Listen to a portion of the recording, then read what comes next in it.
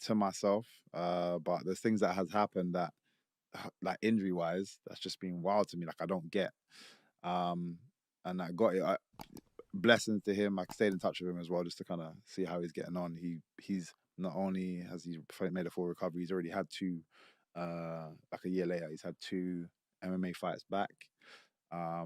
He won his first one back, and I think he just lost his second one. But it was like decision. So like, but he's good. So it's good to see. How do you switch that emotion on and off? Because I know you're a very kind person, Mm. and you're a very humble person. But obviously, in that ring, you've got to be, it's you or me, Yeah. and it's not going to be me. And when you inflict that sort of pain and that sort of damage, how do you not sort of feel guilty about it? And you just said, just had to do what I do. And with that emotion, or do you feel that emotion? It's very difficult to be on both sides and be vicious and emotional. You have to pick a lane. It's very difficult. Otherwise, every time I land a punch, I'll be like, "Sorry, Yeah. are you okay?" Like, you couldn't do both at the same time. So yeah, you have to pick a lane. And I think everybody, regardless of who they are outside, everybody has a fight persona. My fight persona is MVP. MVP is a very selfish person, and he's going in there for the kill. Michael Page on the other side, like very different person. Both sides have aspects of each other. It's like a um, just a what's the word I'm looking for? Like alter ego that is just coming out. And I always try to draw people down to people, like obviously a lot of people, especially in this country, into football. So if you watch football, I use like Wayne Rooney as an example, or even Paul Scholes. I'm a Man United supporter, so Paul Scholes is. Let me use Paul Scholes because everybody talks about how vicious this man was. Running, he's trying to take off your legs. Patrice Evra tells a story about him doing that during training. Like, you could injure me, which affects the whole team, and he doesn't care. Once he gets into this mode, he's an animal. Try to interview that guy afterwards. Like, yeah, oh yeah. He so nervous. Where is that animal gone? So, like I said, everybody has that persona held within them. Some people have, like for example, if go back to myself, MVP can spread into your everyday life. Sometimes because depending on how you grown, but because you get so much attention and that feels more exciting. Being that guy feels more exciting than being your normal self. So you're like, okay, you spread into your everyday, and then we start to realize people are like, no, I don't like this guy, and so on and so forth. I've been fortunate to have just the people around me, the upbringing, and I definitely say martial arts is a big key for me. Just having respect, bowing to people, strangers, helping up and coming guys in the gym come up as well as progressing forward. It was always a team effort. Just all these different things that I learned through martial arts kept me grounded as a person.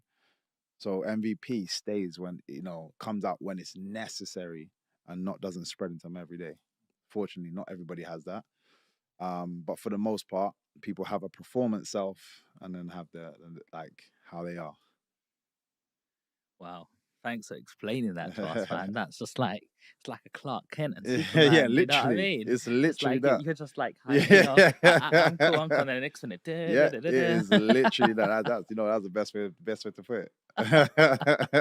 Love that, man. No, just so present listening, bro. It's just amazing hearing that sort of stuff. So let's talk about the fight you had with Kevin Holland. Yeah, I really enjoyed that fight. yeah. Actually, it just really made me appreciate how much of a striker you are. Mm. Them punches, the spinning elbows. Man, I don't know how you got that flexibility. I can barely just do this. Your elbows are already over there. You know what I mean? And yeah, let's go through that fight because there was a time where he kind of I thought he got you the Mm. way he locked you, and then I don't know what you did, and you just got out of it. And it was like, how do you? Someone's in their best position, and you've just like come out of it? Like, let's talk about that fight. What did you? How did you prepare for that fight going in? Again, I always try to just I always see it as if I can be better than my previous self, than my opponent. I don't really care for my opponent. So, as much as I know, I'm a fan of Kevin Holland, and it was even when I was speaking. So I was speaking to it was Hunter Campbell, who's like Dana White's right hand man. He's the one running so much, man. He's an amazing guy, such a cool guy. He's the one that kind of signed me on. He's like, look, this is the partnership. You need anything, you speak to me. You know, you got any ideas, speak to me. But when he was kind of initially had our meeting about signing to UFC, he was like, "How do you see your run?" I was like, "Put me in the deep end and see if I can swim." Literally, because there's no point in me wasting time. I've been in the game long enough. Uh, I don't need to be built up. I think people are aware of my talents if you're in that space and what I've done. So it's not like boxing where some people say you got ring rust, you need a warm up fight once or two before you go up, or I think everyone's different. Um, everyone's different. Some people feel the need, and I always say if you believe something, then it's true.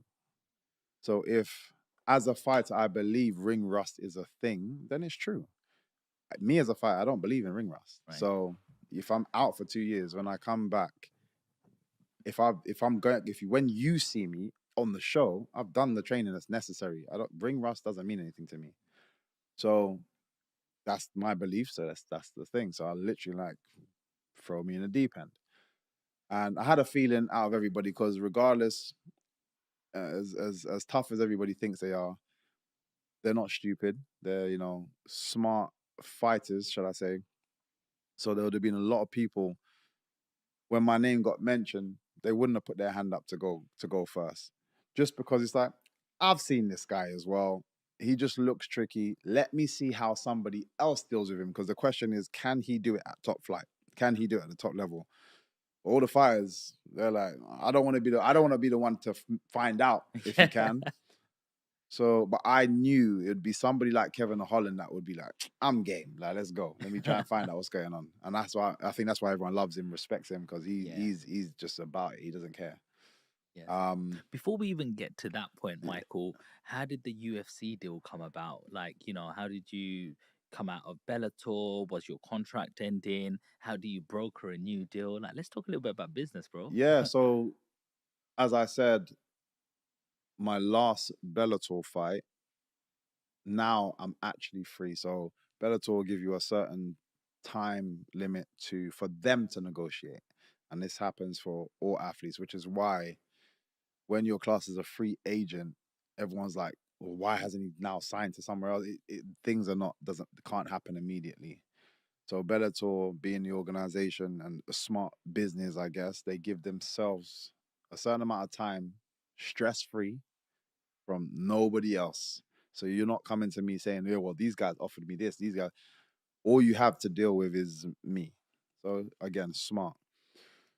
So I had to go through that phase, but I was already in the mindset of I just want to be a free agent. I don't think you guys value me the way I value myself. And what I mean is, like, financially speaking, you guys value me as an asset of the company, but your price tag to that is very different to my price tag to that. So I'm like, regardless, I'm gonna be a free agent. So, but I let them know that early. I was just like letting them know that earlier. But then he's like, cool. I'm free to just chill. I had to take my time, and everyone's asking me questions. I'm like, I'm handcuffed right now until a certain period is triggered. Once that period was triggered, then everybody came. How did you get in touch with like Dana White? So, like I said, the bare knuckle fight meant everyone got in touch with myself Okay. or my team. How does that feel? Yeah, it's nice. Like again, it shows that I'm I was as valued as I thought I should be valued. So then when things was happening, my coach was laughing, just like, cause this just worked out so perfectly, unintentionally, but it just worked out perfectly. Because everyone's like, "Yo, what's going on?" Like I said, they all came in, and I've got the best manager in the world, in Audi Attar.